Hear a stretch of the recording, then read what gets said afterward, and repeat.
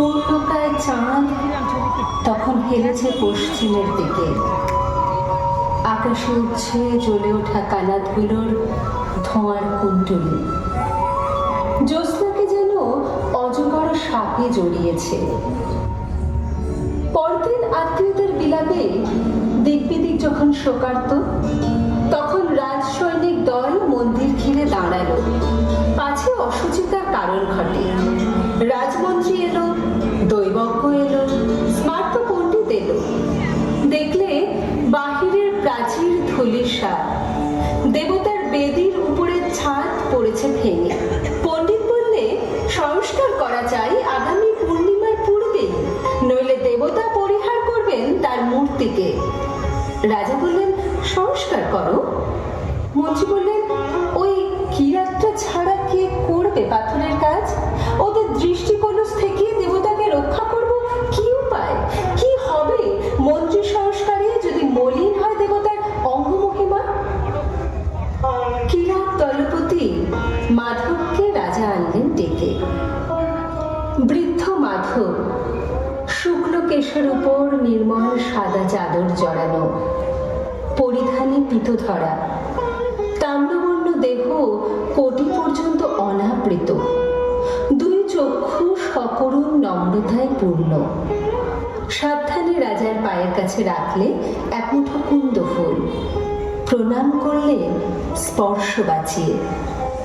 রাজা বললেন তোমরা না হলে দেবালয় সংস্কার হয় না, আমাদের পরে দেবতার ওই কৃপা। এই বলে দেবতার উদ্দেশ্যে মাধব প্রণাম জানালেন। নৃপতি নৃসিংহ রায় বললেন চোখ বেঁধে কাজ করা চাই, দেবমূর্তির উপরে দৃষ্টি না পড়ে, পারবে? মাধব বললে অন্তরে দৃষ্টি দিয়ে কাজ করিয়ে নেবেন অন্তর্যামী, যতক্ষণ কাজ চলবে চোখ খুলব না। বাহিরে কাজ করে কিরাতের দল, মন্দিরের ভিতরে কাজ করে মাধব। তার দুই চক্ষু পাকে পাকে কালো কাপড়ে বাঁধা। দিন রাত সে মন্দিরের বাহিরে যায় না, ধ্যান করে, গান গায়, আর তার আঙুল চলতে থাকে। পণ্ডিত এসে বলে তড়া করো, তড়া করো, তিথির পরে তিথি যায়, কবে লগ্ন হবে উত্তীর্ণ? মাধব জোর হাতে বলে যার কাজ তারই নিজের আছে তড়া, আমি তো উপলক্ষ। অমাবস্যা পার হয়ে শুক্লপক্ষ এলো আবার। অন্ধ মাধব আঙুলের স্পর্শ দিয়ে পাথরের সঙ্গে কথা কয়, পাথর তার সাড়া দিতে থাকে।